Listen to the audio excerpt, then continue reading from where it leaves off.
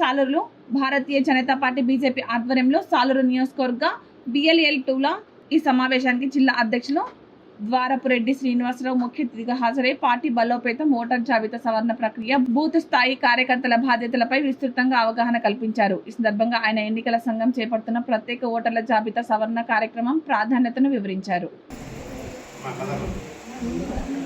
Vote bank జరిగింది. అతను Congress MLA కానీ ఆయనకున్న ప్రాబ్లం అక్కడ ఉంది. ఏంటి?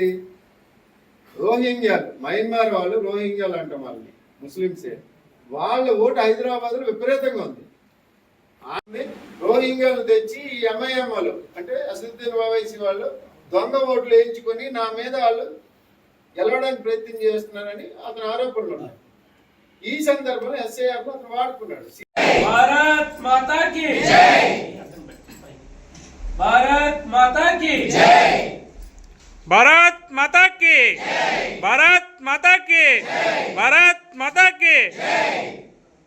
ఇక్కడ సెటిల్ అయిపోయి ఉండి ఈవేళ లక్షల లక్షల ఓట్లు ఈవేళ మీరు అందరూ చూస్తున్నారు. బీహార్, ఉత్తరప్రదేశ్, కేరళ, ఈరోజు నిన్న గెలిచినటువంటి వెస్ట్ బెంగాల్, తమిళనాడు, వీటన్నిటిలో కూడా ఎస్ఐఆర్ ద్వారా కొన్ని లక్షల ఓట్లు తీయడం జరిగింది.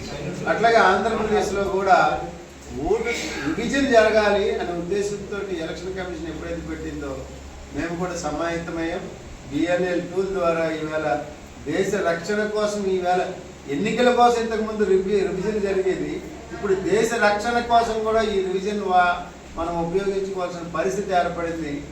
ఆధార్ కార్డులు లేని వాళ్ళు కూడా దొంగ ఇంటి నెంబర్లు వేసుకొని ఈవేళ పక్క ఇంటి నెంబర్ వేసి దేశ ద్రోహులు కొంతమంది ఊరుగాని ఊరు వాళ్ళకి ఓట్లు ఇచ్చి ఇక్కడ మనం ఓటర్ సంఖ్యను పెంచి తద్వారా అరాచకమైనటువంటి పరిపాలనకు నాంది పలికిపోయే కొన్ని కుయత్తుల పార్టీలకి ఈవేళ నిద్ర పట్టిన పరిస్థితి ఎస్ఐఆర్ వల్ల ఉంది.